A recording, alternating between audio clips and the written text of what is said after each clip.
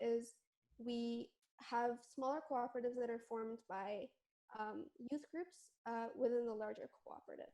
So as a very brief overview, we bring cohorts together of young people. We give them resources to build their own businesses, and then they go out and they do so. I think Faiz is back. Faiz, do you want to take over? Yeah, sorry, I'll take from here. Yeah. Yeah, so what we do is we bring people together, young people together, to start their own cooperative businesses in small cohorts. In the moment, we have 6 cohorts that are running.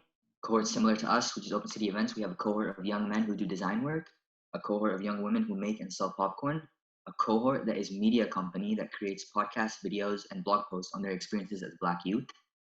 And we have many more. We have 8 more cohorts in formation and more openings coming up, especially for older and graduated youth. And I encourage you all to check out our website because we're always interested in new ideas for cohorts or onboarding new kids, and we're sure some of you will be interested. Which leads me to Open City Events. Open City Events is a co-op within Solid State. OC was founded about a year ago by a group of mostly grade 10 to 12 students. Together, they came to establish this event planning cooperative. At Open City Events, the idea is to plan events that contribute to a social or environmental or even societal cause and lead to a more equitable society. OC has 3 strands of business that we do. We organize our own events and put them on. We are hired to plan events by other companies or individuals, and we are hired to help out and fulfill a certain aspect for an already planned event from a third-party client. OC has planned out some impressive events in the past, and we have great ones planned for the future. And I'd encourage you all to check out our website too, and check out our Instagram and our Facebook. That's where we post all our stuff. Our event today is going to be about discussing the making and meaning of Muslim space. We will be discussing about the dynamics of Muslim space and what it might look like, and the role it plays in the development of communities. So to pick up on that, we're going to be talking about space within the context of Muslim communities.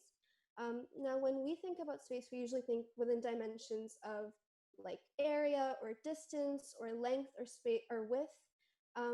And certainly space is thought of as a tangible thing, and we can use space to plot it on a physical map or plan it out in the context of like a physical location.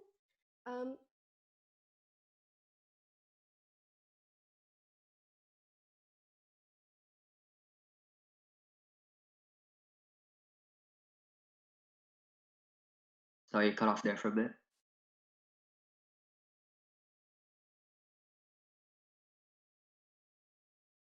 Very good idea, or like a gut sense at least of what space means and what we are thinking of when we talk about space. So today what we're going to look at, we're going to think about questions like what is Muslim space, and how do we recognize it, and what does the production of Muslim space organically and inorganically look like? Does it look differently for different groups of people? Does it look differently for youth than it does for older folk?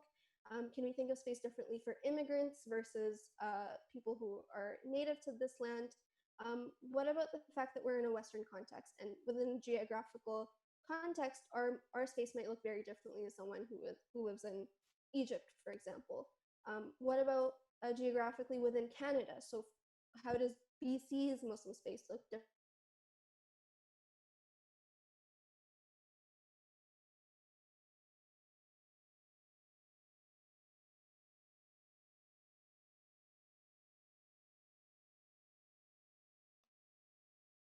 We lost your audio again, Amal. After that, we're going to come together and we're going to discuss it as first in smaller breakout groups, and then in a larger space within everyone who's present here. So without further ado, I'll introduce one of our speakers today. Our first one is Hassan Alokta. He's an urban planner at Happy City, which is a Vancouver-based urban design and planning consultancy dedicated to making cities happier, healthier, and more inclusive. His work seeks to understand how people shape cities and how cities, in turn, influence the way we move, feel, and behave. Hassan has helped people shape their communities and urban systems all over the world, from Cairo to Dubai to Rotterdam and Nova Scotia. Hassan's work is deeply influenced by his experiences as a Muslim, an Egyptian, a Canadian, and a husband. So I'll let Hassan take the floor.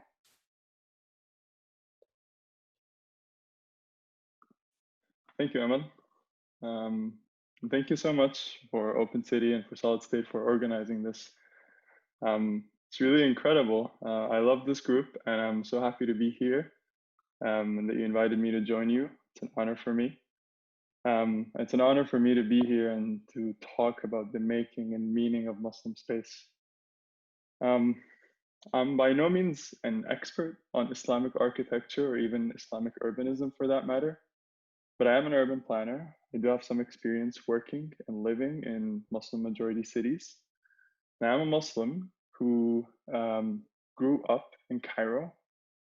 I've been on my own journey when it comes to my relationship with Islam. I think it's a journey that went from absolutism to extreme doubt and then back to a place of faith again. And throughout all of that, I think space has played a role in how I understand Islam. So I'm going to be reflecting a little bit on that. And what I'm going to share, I think it's things that represent my relationship with my faith, with Islam. And it is kind of my perspective, my own version of reality that's not necessarily the full picture, because 1.2 billion Muslims don't really practice Islam in exactly the same way and don't have the exact same relationship with Islam as the one I do. So please keep that in mind as I share and I talk about what it is to me. Some of you are aware we are now in Ramadan, which is a time when Muslims usually gather in each other's homes, in mosques. We share meals and we break our fasts.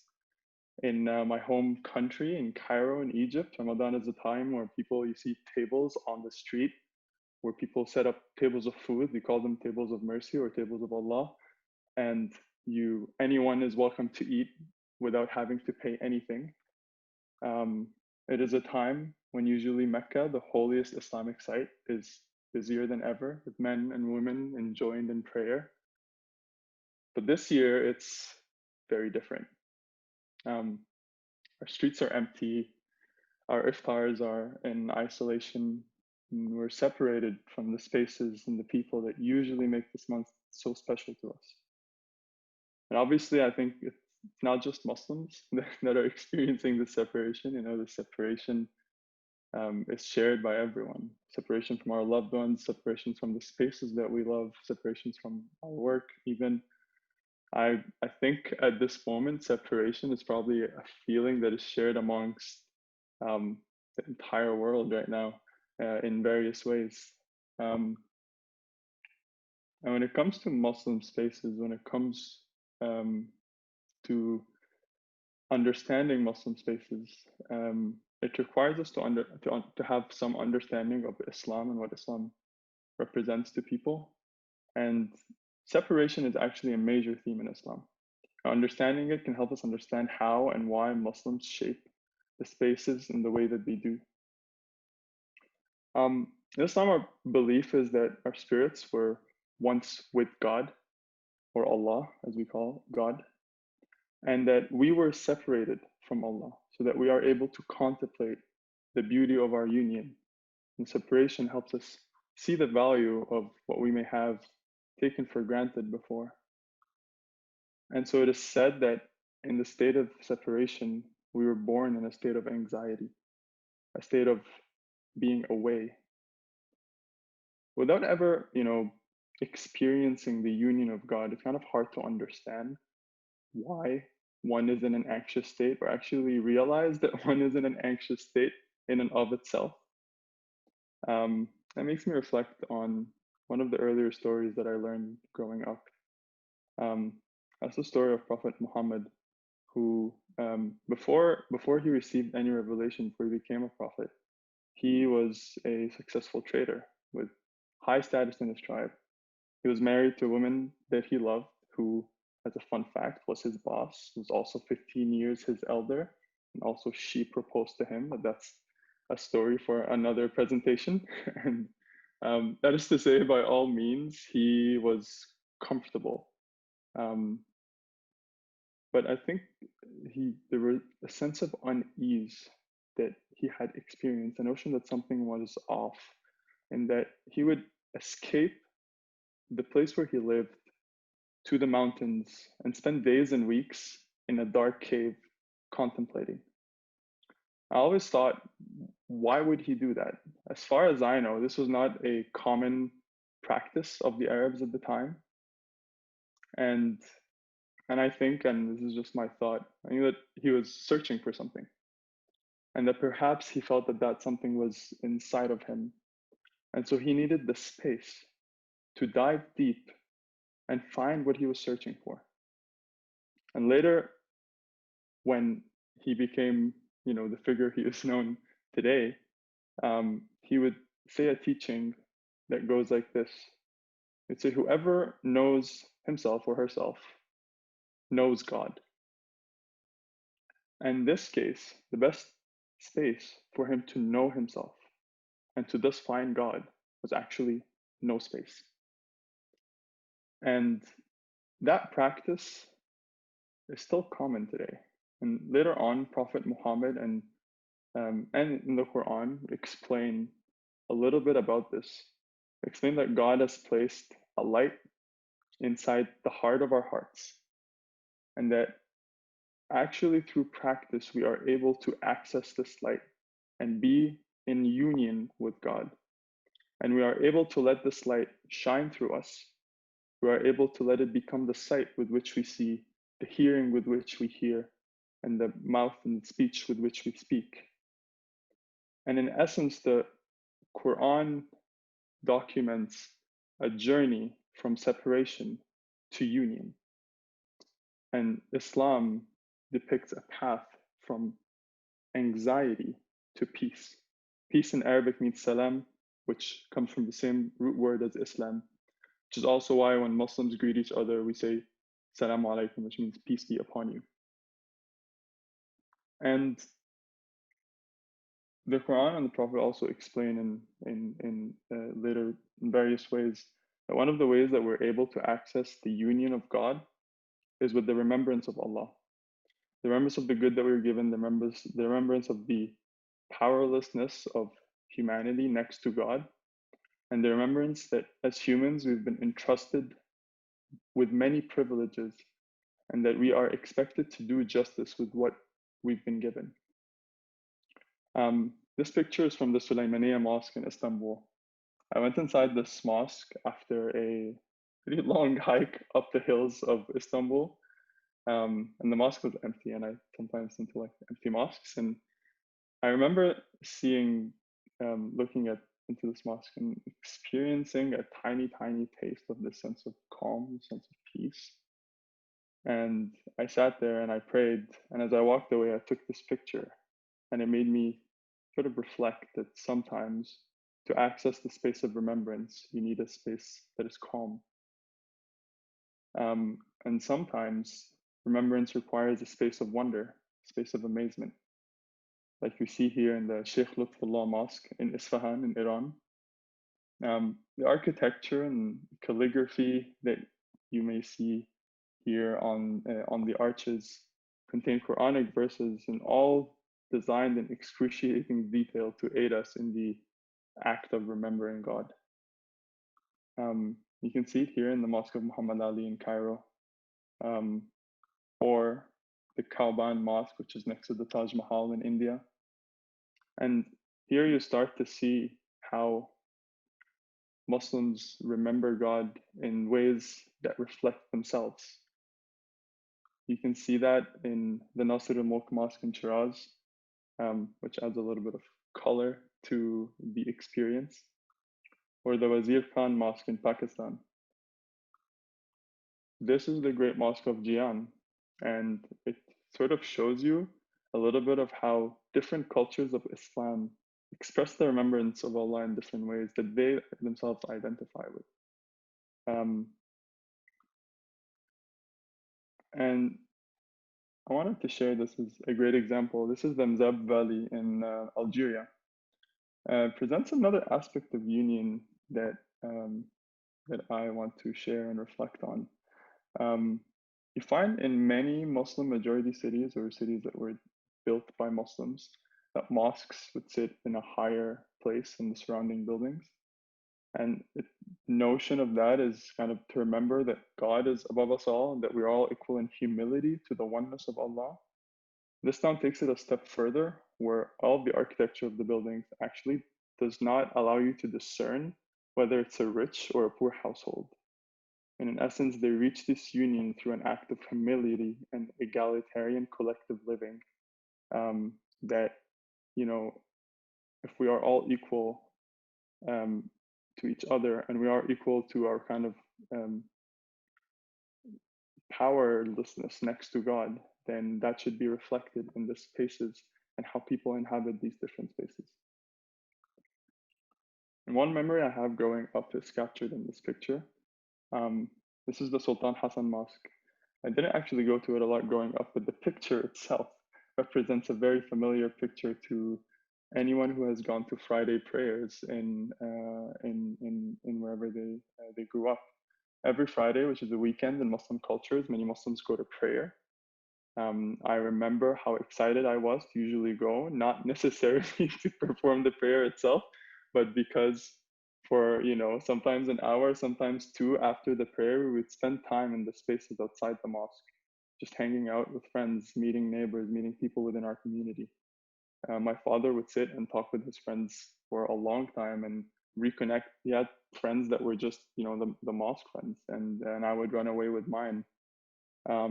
Reflecting on this now, as I learn more about Islam, I come to understand that there's a strong emphasis on the importance of collective space, the importance that, you know, there is a reason that we are encouraged to build common places of worship, encouraged to meet regularly with members of the community, and a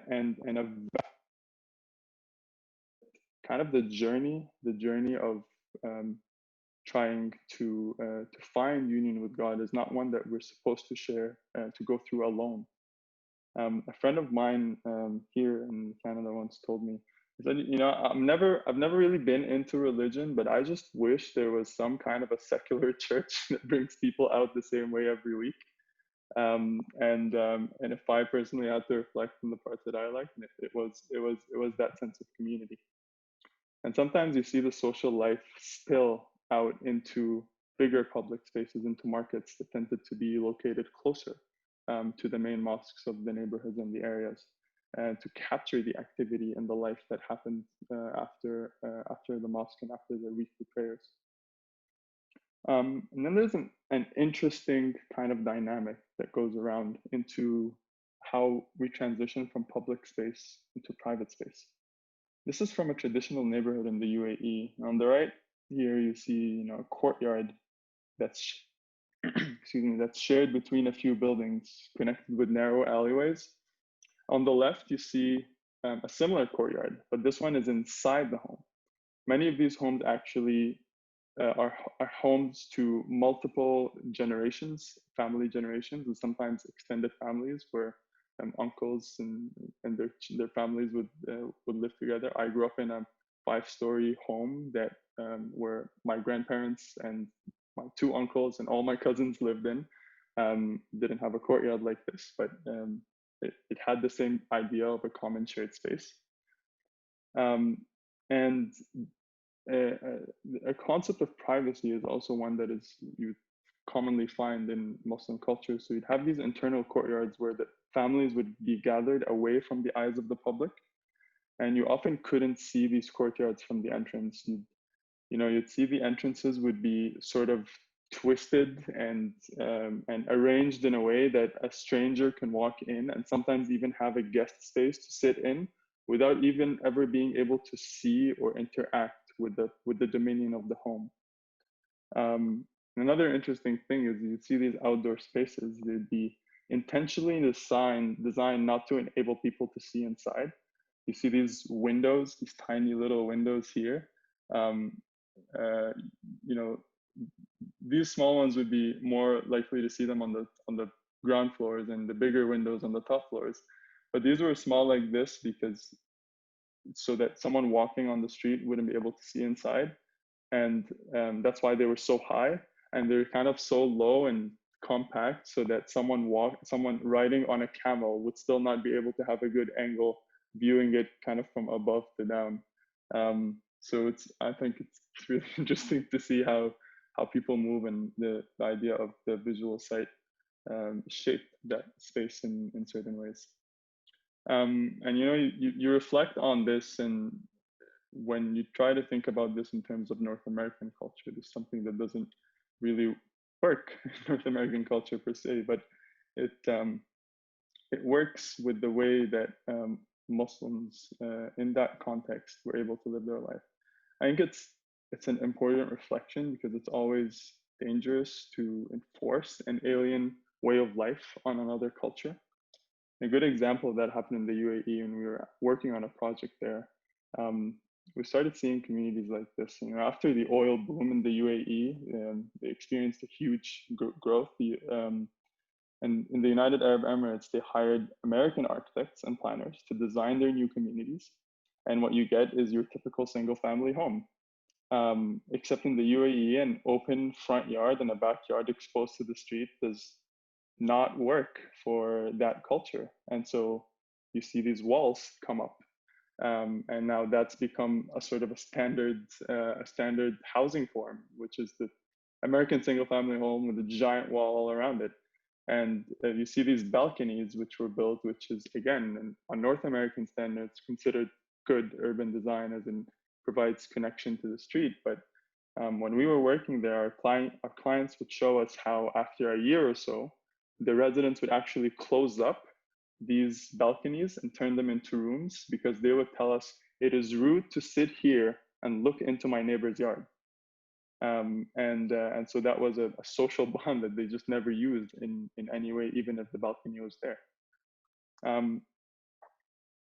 And you see this dynamic happening also when you take Muslims into the Western culture as well. This is Rotterdam. Our company had a project there in a neighborhood called Bloemhof, where the majority of the population is Muslim. In Dutch culture, the concept of transparency is very popular. They like to have big windows where you can see, where they don't hide anything in their homes.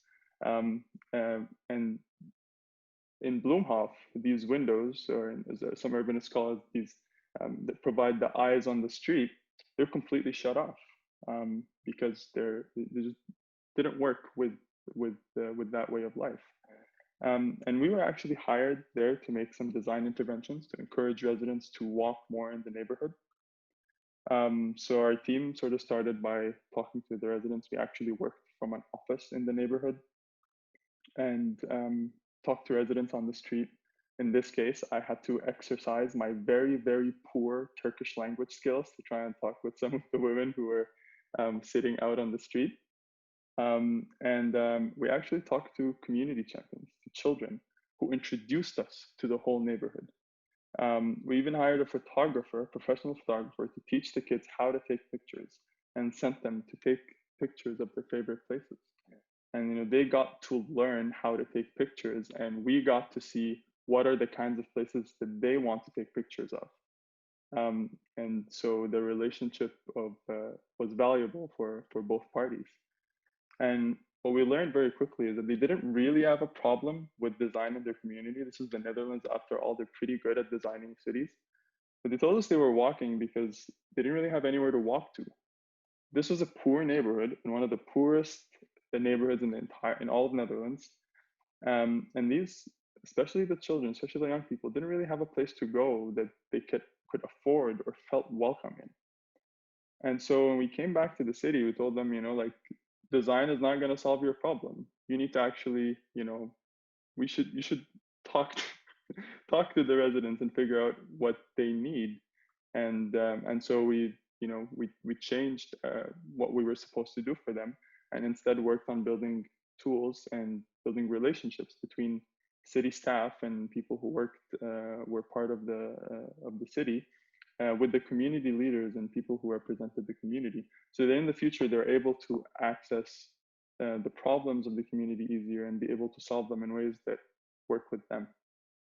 And so in an essence, that experience makes me reflect on the concept of, if we want to understand what makes Muslim space, how to make Muslim space, it's a process of understanding where Muslims are at this point, understanding their relationship with their God, their relationship with their community, and understanding the ways that they want to express themselves, the way that they want to express their religion, and perhaps even, building the agency to allow all kinds of Muslims to be able to navigate the different levels of power in the community that enable them to have a say and be part of shaping spaces.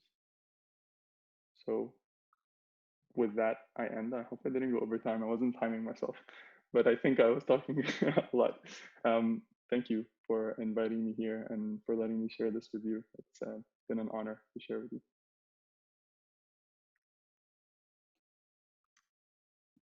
Thank you for that, Hassan. I believe you're 4 hours ahead, right? You're in Nova Scotia? Yeah, I'm in Nova Scotia right now. It's dark here. Yeah. Thank you. With that, I'd like to introduce our next speaker, Suzanne. Suzanne Merchant is an immigrant settler on these unceded Coast Salish lands. As a young to-be architect, she's passionate about working within and building her community through both the built environment and social connection. Her enjoyment of volunteering, coupled with her varied interests and passion for interdisciplinary work, has led her to work with the Muslim Food Bank and Community Services Upstream LED Lab, which is under Radius SFU, and the BC Poverty Reduction Coalition. When not working or volunteering, you can find Suzanne gazing up at bouldering roots or reading a never-ending list of books, or face down on the ground trying to identify various BC fungi. It's cool. Suzanne, you can take it from here. Hi. Hi, thank you so much for having me. And Ramadan Mubarak to everyone who's celebrating. And I hope it's the 20th fast, 10 days remaining. I hope we're all having a good time if we're considering our current situation. And I hope your fasts have been meaningful. I would first like to say thank you to Open City Events and the Center for Comparative Muslim Studies for hosting this event. I think it's an interesting question and one that deserves some thought. I would also like to acknowledge the fact that I am able to speak from the unceded territories of the Musqueam, Squamish, and Tsleil-Waututh peoples. And it is a privilege to be able to sit where I am. And I would like to recognize all the people, all the First Nations peoples who have come before me and who have stewarded this land with such grace. And last but not least, thank you, Hassan, for your lovely, lovely conversation. I am so grateful that you've done what you've done and shown your experience. It's really, really useful and very grounding as well. I unfortunately have, I don't have quite as much of a slideshow, so I will work off of a few points that I've been thinking about for this. So just bearing off of and just amplifying one of Hassan's points here about that he made during his conversation was he showed a multitude of religious spaces that Muslims from around the world have created. And one of the things that comes to mind very clearly is that there is no blueprint. And Hassan, I'm going to take your words directly from the Facebook conversation that we had, that there is no clear blueprint for a Muslim space. And if there, and as he elucidated further through his own work, there is that if we don't have it as a clear process, if we don't have it as a clear blueprint, then necessarily what comes to mind is that you have kind of this process that is built around space. I would like to put, in terms of Muslim space, sorry, I tend to get a little bit nervous when in public speaking, but I'm just going to take a few deep breaths here.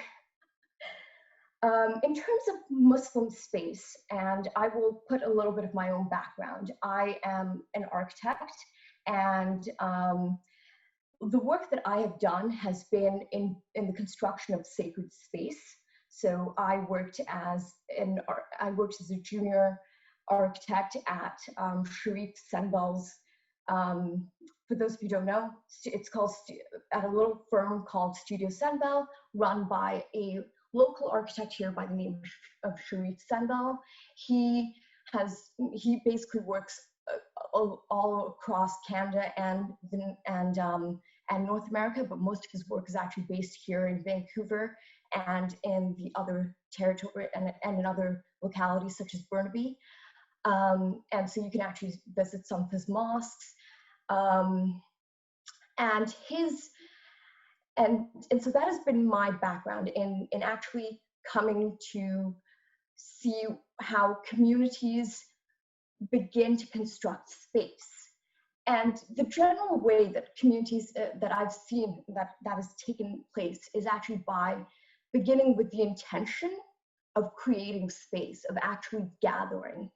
And so there's this, and in Islam, there's this concept of the niyyah, you know, of actually creating an intention to gather people and to gather space and to hold space for other people. And flowing from that, you can find a variety of different spaces. But what is common to that is that in all of these spaces, there's a common genealogy. Just as an aside, can I share my screen by any chance? Yeah, go for it. Okay, so that's my background. So now I'm actually going to jump back to the original question that I had, which was if it's not a blueprint, then what process is used to generate and think about Muslim space? Once again, Hassan pointed out, like, you know, community-based process. But one of the things that I've been thinking about and reflecting upon is the common genealogy that lives within spaces that come from within spaces that are of that are created by Muslims of different cultures. So we begin with that. I'm so sorry. Today is not quite my day. So we begin kind of with the idea that that you know, we're gathering there, we're gathering to worship, or we are also creating.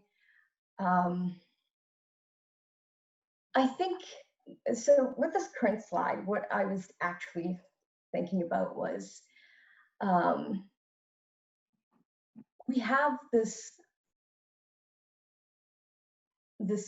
notion of a common idea, a common gene that spreads through Muslim space, and that is, you know, consciousness of God, and how that one idea translates differently over various spaces and various scales of spaces as well. So you can have personal space that looks very different from one Muslim to another, religious spaces that look very different from one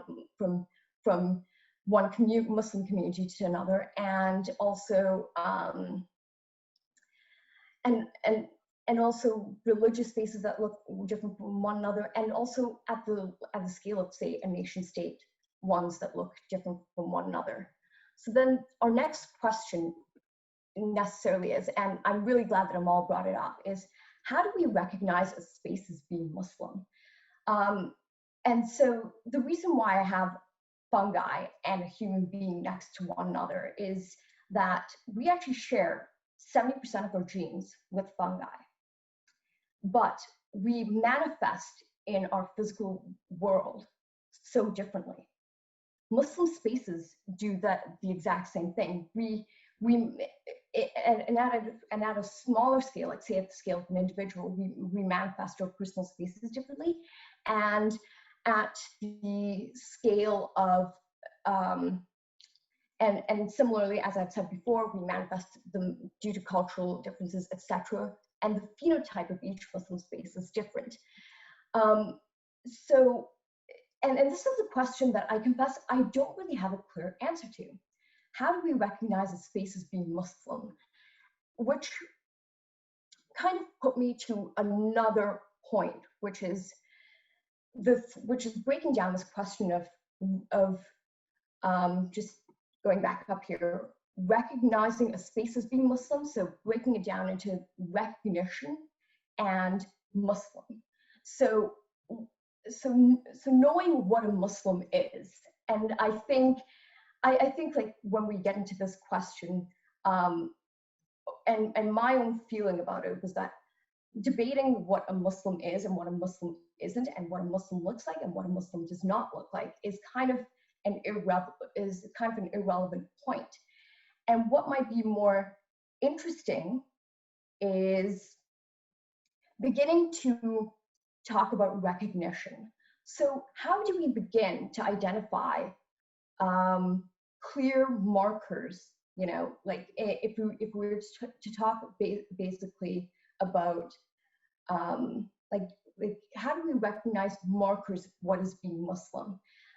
So for example, if you were to consider a symbol, a clear symbol, one that people commonly associate with Islam, is that of the crescent and the star.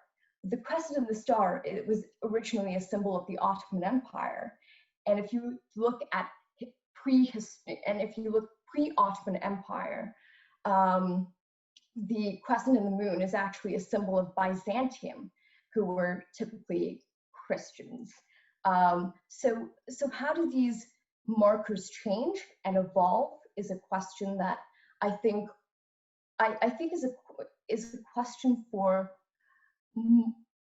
question that we haven't explored enough fundamentally, and as a community.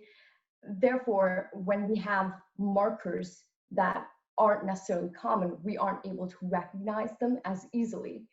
And part of my thought about this was actually reading an article about Glenn Murcutt's, Glenn Murcutt's mosque down in Australia. I believe it's called the Islamic Center of Southern Australia. Okay, do not quote me on the name, but if you type up Glenn Murcutt Mosque Australia, it'll come up. And one of the conversations that was being had about this mosque was actually, interestingly enough, turning the mosque inside out. So it actually became a more transparent mosque. They dispensed of a minaret, and instead what you have is this enormous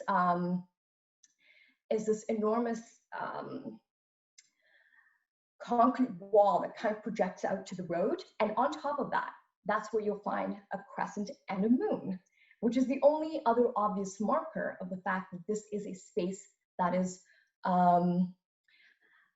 for Muslims. And a critique that I was reading of this space was a conversation about what the space is and what the space isn't, and what it commonly is recognized by and what it is commonly not recognized by. And one of the critiques that someone had mentioned was, well, you know, it was that in conversation with Glenn Murcutt, and there is a documentary about this called Spirit of Place, and it's about Glenn Murcutt's work. Half of it is actually spent on this particular mosque. Is, you know, how much Glenn Murcutt was actually talking about fitting into the current Australian context, where people were, you know, we were having to have a conversation about not making the mosque look too Arab, not making the mosque stand out. There were other city petitions in Australia where people were like, let's ban minarets, let's ban the call to prayer as well.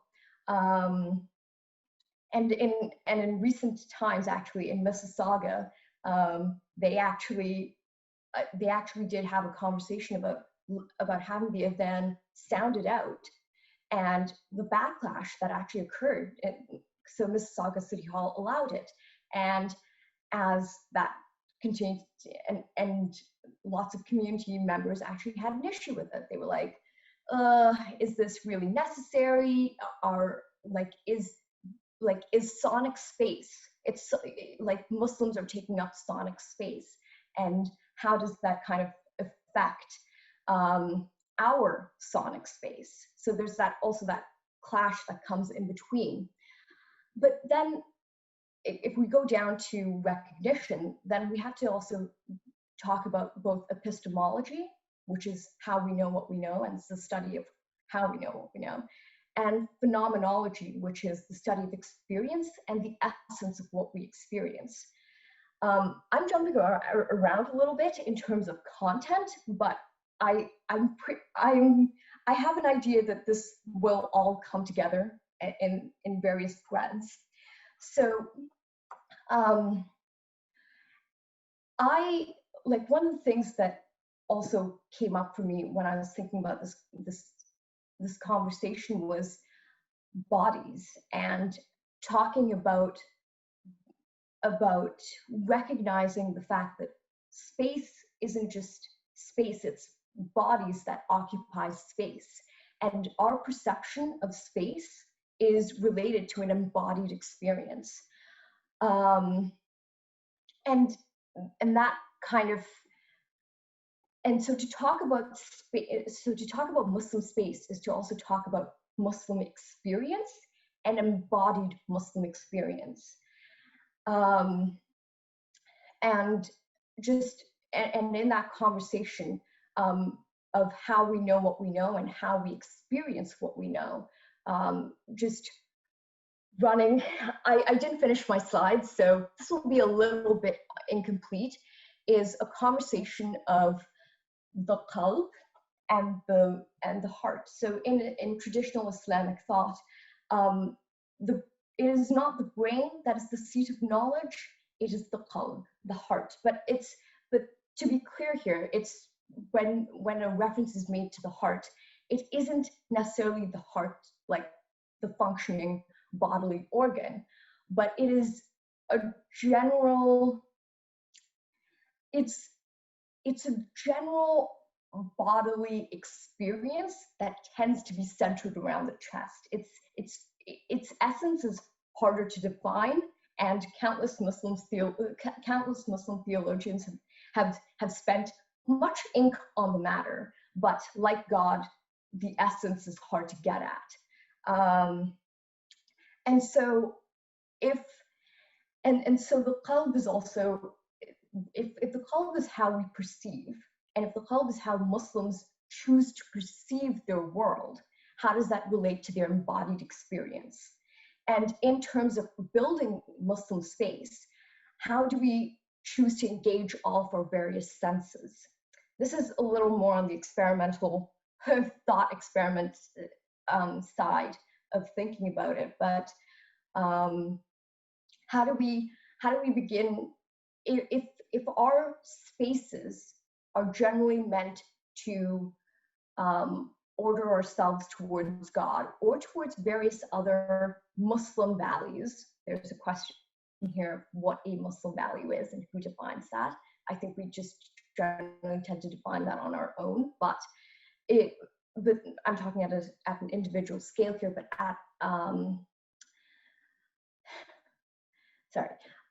let me just go back to this again. If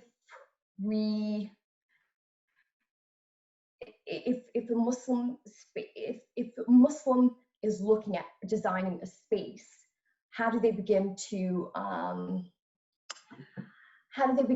reorient that space towards their values and towards that common idea of reorienting oneself to the divine, which tends to be a central theme in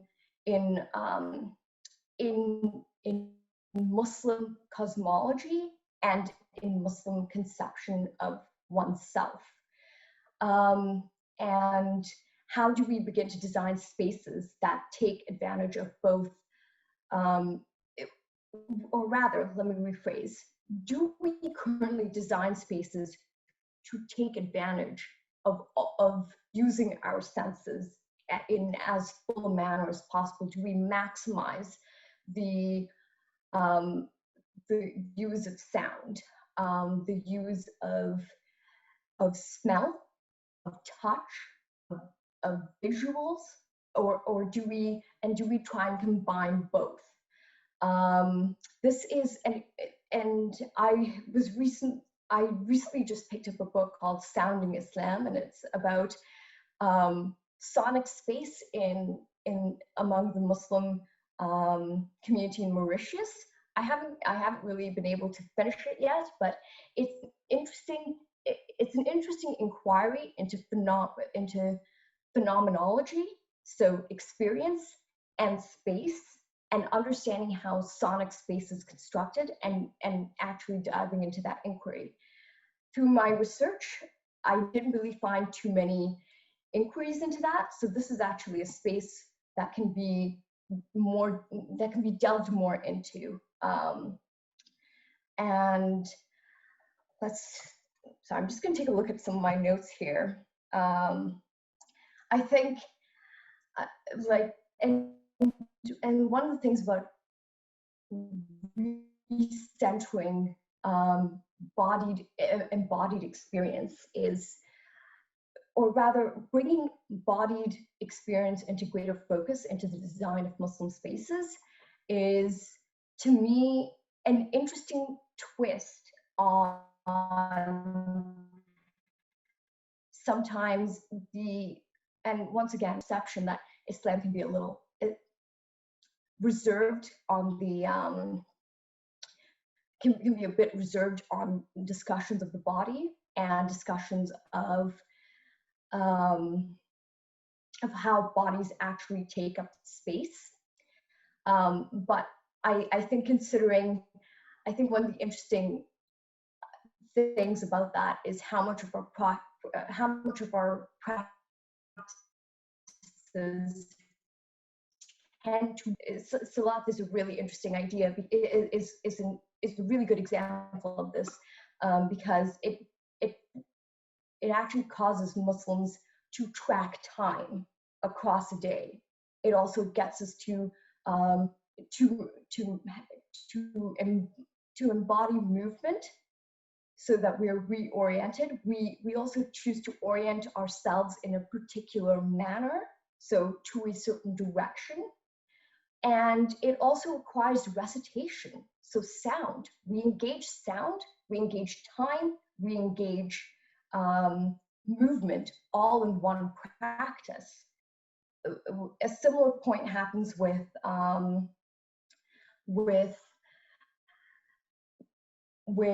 fasting, for example. We embody, fasting embodies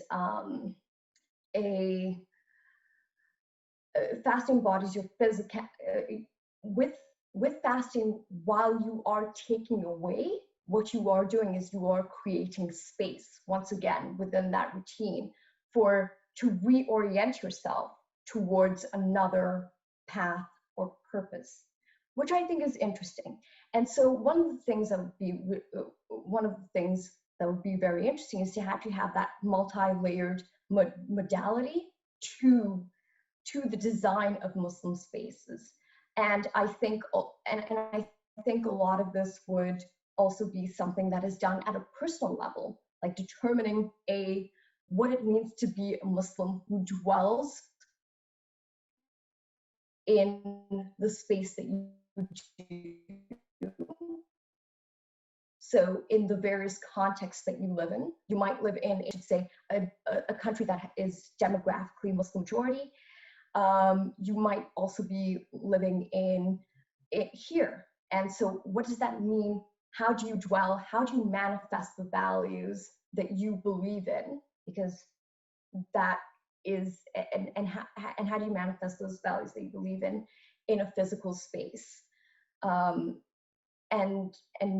And that comes back to actually people, and so I think my last and final point that I will actually dwell on and just speak to here is that if there's anything that I would like you to take away from here is that design is not just simply a practice that you have for public space. It's actually a practice that you do throughout your day-to-day life. You curate, you make choices, and those choices reflect what you believe in and what you value. Your aesthetics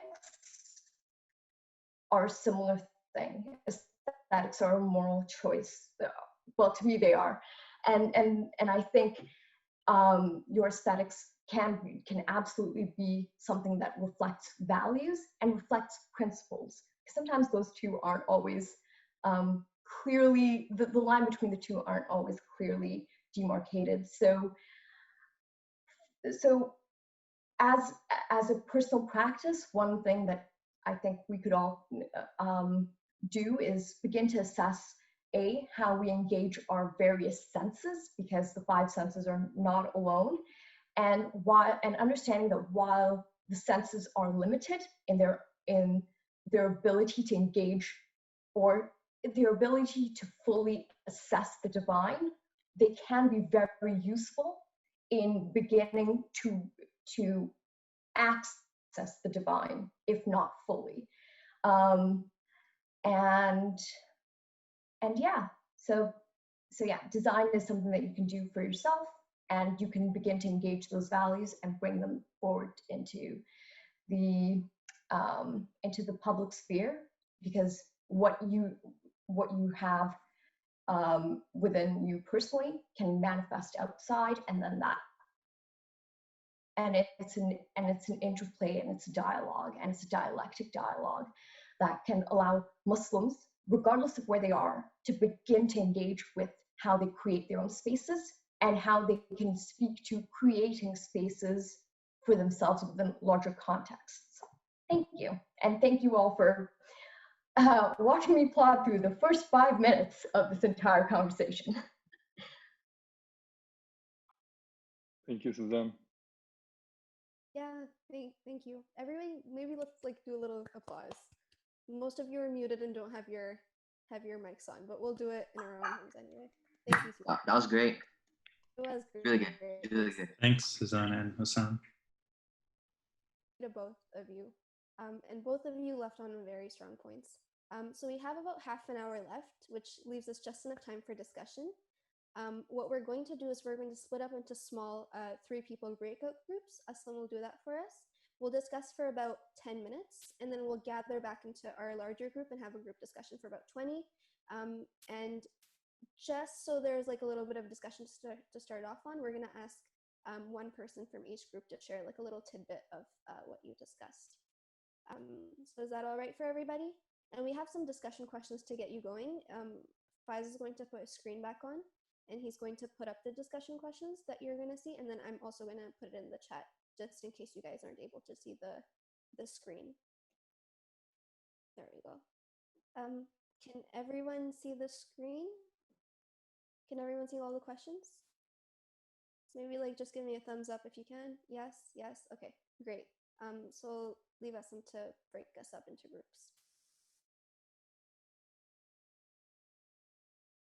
Okay, welcome back, everybody. Thank you so much for engaging in that discussion.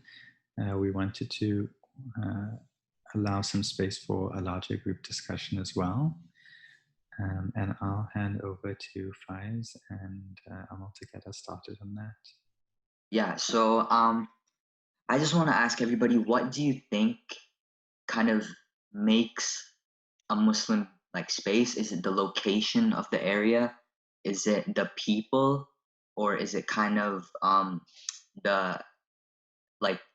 the fact that there are no restrictions in what we're allowed to do. I feel like there's mostly it's not the area or the building necessarily which makes a Muslim space, but more of the emotion and kind of the companionship which makes the quote unquote Muslim space. Yeah, but I really want to know what everybody else thinks about this. So please feel free to comment. To everyone in the group right now, feel free to turn your mics on and your videos on as well. And if you're not comfortable with that, feel free to also talk in the chat box. So we'll all have a group discussion. You can also pose questions to the speakers. You can think about the questions that we have here, the question that Faiz posed, and we'll talk together. So what do you think a Muslim space looks like? And coming out of what we've heard from the speakers, what are your thoughts? Maybe we can go group by group so we can think about the different things we talked about within our groups and share them back with the larger group. So is there anyone who would like to share what they talked about within their groups? Perhaps we can start with group one. I think Ahmed, Charles, Sarah, and Shireen were in those groups. If someone from that group wouldn't mind getting us started. Hi. Okay, it's Ahmed here. So maybe I'll just talk a little bit about what we discussed. So we actually spoke quite a bit about the physical aspect of the space, and we had some interesting views coming out about our own experiences in countries that we've traveled to, as well as countries which had Islam as a dominant religion, and areas which had Islam as a dominant religion, and how the space, Muslim space in inverted commas, then looked different in areas where there were a lot of Muslim people versus areas that were maybe dominated by many different religious groups. We also had more than just the physical space being discussed in terms of things like the call to prayer being a common, being something that we would hear in areas again dominated by Muslims versus in the certain Western environments and areas where there weren't Muslims, not having that, and that feeling a bit alien to one of our group members. I think it was Shireen mentioning that. We also had one of the group members talk about how the women's areas in some of the mosques visited are not as grand and well designed as the men's areas, and how that was, something that maybe needs to be looked at. So yeah, I think I'll just leave that there for now. Thanks for that, Ahmed. We'll come back and we'll have a broader group discussion and reflections where other voices can also be heard. But let's go to breakout room 2. That was Aden, Aslan, Faiz, and Hussein. If anybody from their group wants to speak. So basically in our group, we were talking about what we think Muslim spaces would look like. And we touched upon how it's not just the building that would shape it, it's more about your experiences. Like Faz was talking about a Muslim youth center where you can go and play sports like basketball with your friends and stuff like that. So Muslim places aren't just the buildings; it's more about the experience that you have within the buildings. So that's what we talked about as a group. Thanks. And in group 3, Dua, Nabil, and Zul. Zul mentioned his mic is not working, so maybe Dua and Nabil, if you want to share a little bit about what you discussed. Yeah, Nabil and I discussed, I think one thing that we agreed on is men and women experience Muslim spaces differently. And one thing that's in common is the feeling of peace once you enter these spaces. For him, it could be a mosque, and correct me if I'm wrong, Nabil. And for me, it like recently, it became just really a group of friends that identify as Muslims, and that's really what a Muslim space for me these days. Thanks. We're going to jump to group 7 and we'll come back to 6. Nasreen's got something to add. Hi. Yeah, I do have something to add. So I agree that there are, wait, can you guys hear me? Yeah, we got you. Okay, awesome. I agree that there are different ways that this Muslim spaces can be perceived. So that can come into play like if you hear the adhan, it's like the sound of peace. That can be the idea of unity. That can be in like gatherings and stuff. for the first time, the Vancouver Mosque actually broadcasts its adhan. So that can be a way in how Muslim spaces are visible to others, and through the senses and stuff, such as like hearing and stuff. So yeah.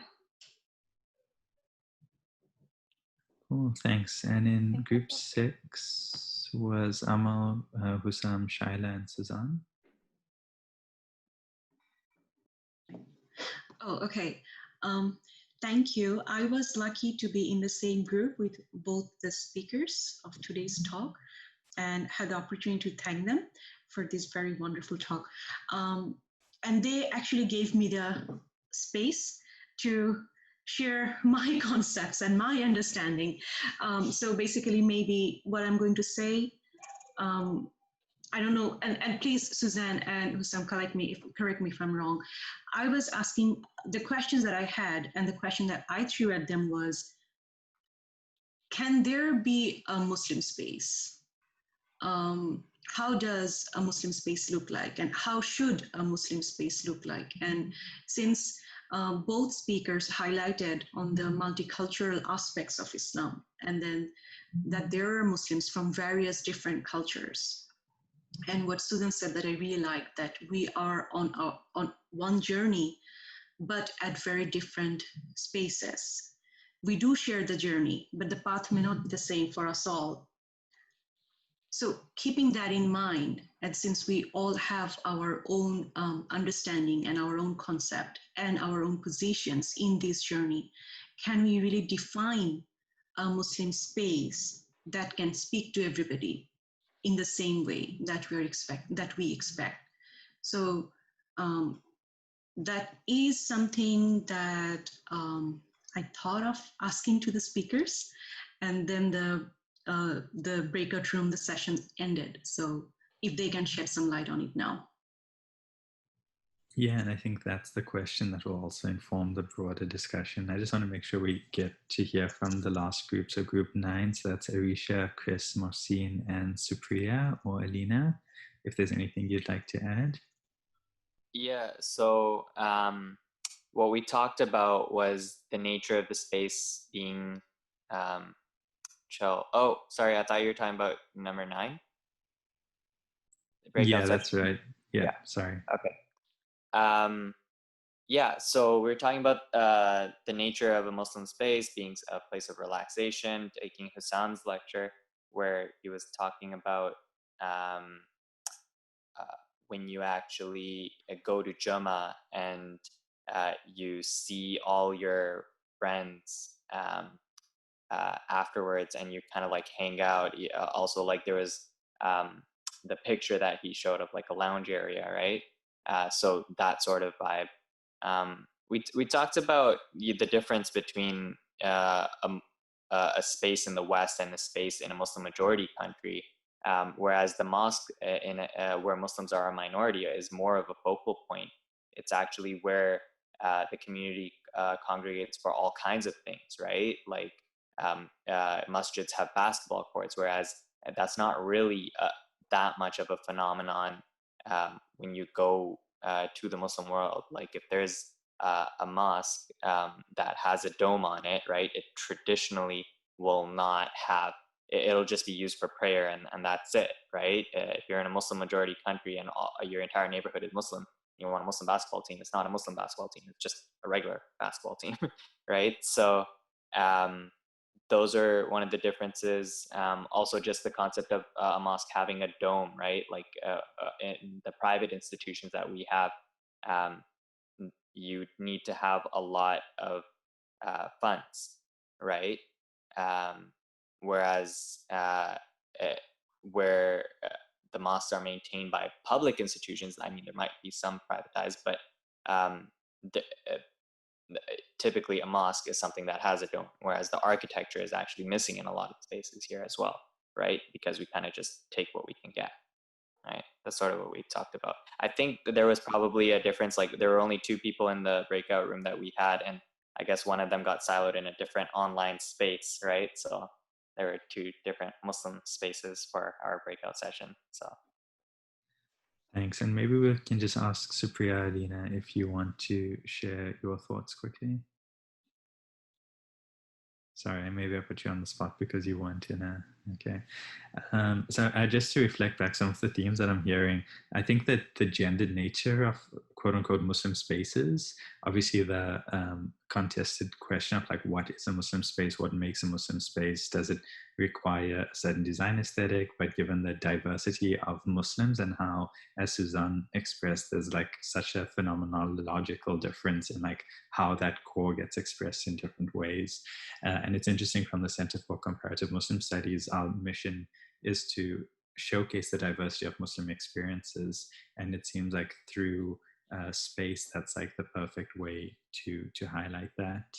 And then it's also more than the physical space, right? There's the call to prayer, there's the soundscape. And also, what is the space for? Is it just for prayer, or is it for community? It's for a sense of belonging. You know, when we're in Muslim minority contexts, that space becomes so much. There's also the question of visibilization, right? So to like assert presence in space is very contested, especially in Muslim minority contexts. And even within Muslim majority context, you would think about how Muslim minority communities, Shia, Ismaili, would get to express their Muslim selves in those countries as well. We think about the different types of Muslim spaces. So Nabil is talking about mosques, but there's also like there's shrines, there's the cemeteries, there's living rooms and kitchens, wedding venues. There's like the temporary creation of Muslim spaces as well. You know, like suddenly there's a bunch of Muslims that show up at the basketball court in like a community center, and it's time for prayer, and they all start praying together. In that moment, it becomes a Muslim space.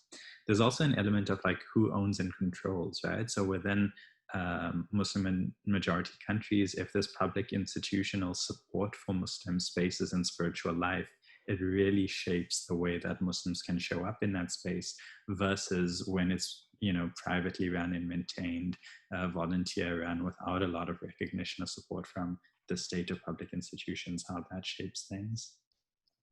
We'll just open it up. We have 5 more minutes if anybody else has anything that they wanted to add.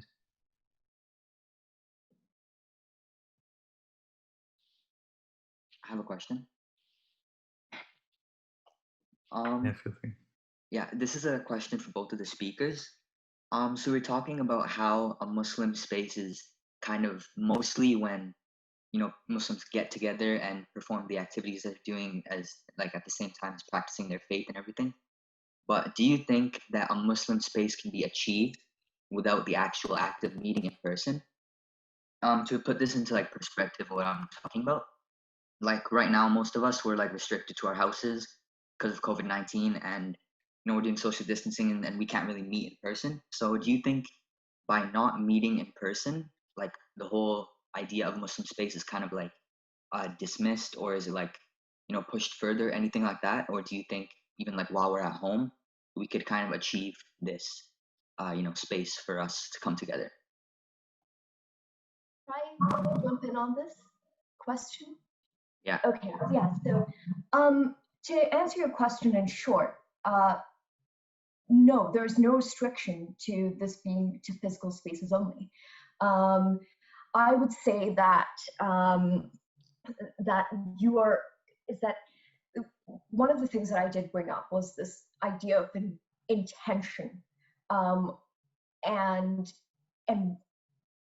what is actually required in bringing space, not only simply for other people, but also for yourself. You can hold space for yourself, and this can be virtual and this can be physical. The manifestation isn't necessarily the pinch point. It's a lot of it actually has to do with intention, and then also with what I will vaguely call representation.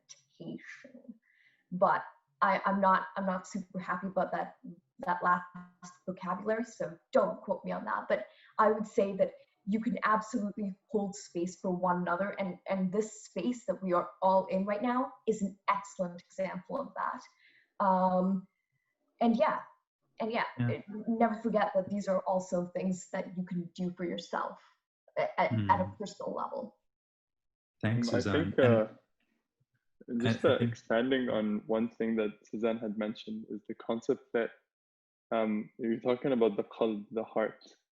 And at least I like to think that what may define a space more than the physical presence and the physical activities that people are inhabit is the ability of hearts to connect, the ability of people to engage in something that enables us to see each other beyond the physical realm, but see each other in ways that we may not know. And sometimes, as people are sharing on the chats, that's sharing Facebook memes, sharing, engaging in activities of joy, activities of sorrow, and activities that are just meant for us to bring out something inside and put it out there for other people to see and other people to share. Thanks. Yeah, and as you're speaking, we're also reminded of like the beyond physical. So the idea of like hearts connecting over space and time. People, the Sufi traditions will talk about, the space of dreams and how that connects with spiritual masters of the past, of the Prophet Muhammad, peace be upon him. And there's the liminal space that Ibn Arabi will write about, right? That space between the heavens and the earth where creativity and imagination comes from. And also, as we create this so-called like online Muslim space, it poses the question about what's the role of non-Muslims in this space and how do they show up, being quite cognizant of the fact that most of the non-Muslims who've joined us today have joined us in a particular way and haven't been taking up space in that way. I think we're going to end on that given the time, and I'll just hand over to Faiz and Amal to say some final words. From my side, I just want to thank everybody for coming and participating. Really, really appreciate this. We'll likely post the video online, or we'll post some summarized notes from it. So thanks very much. Yeah, thank you for that, Hassan, and thank you to all of you for coming in and joining this discussion. I found it super productive, and I know I'm going to take away quite a few points. And thank you to the speakers as well for your insight and for sharing your experiences. And I'm sure everybody benefited. So thank you. To all of you, check out Solid State and Open City online. I think Vice put up the URLs for our websites earlier. Check out the CCMS Facebook page and the other programs that they do. They've got some great things going on. And I wish you a awesome evening. Thank you. And thank you very much. And we'll see you next week, Wednesday, same time, for a discussion on Muslim feminism. Take care, everybody. Thank you. Thank you all.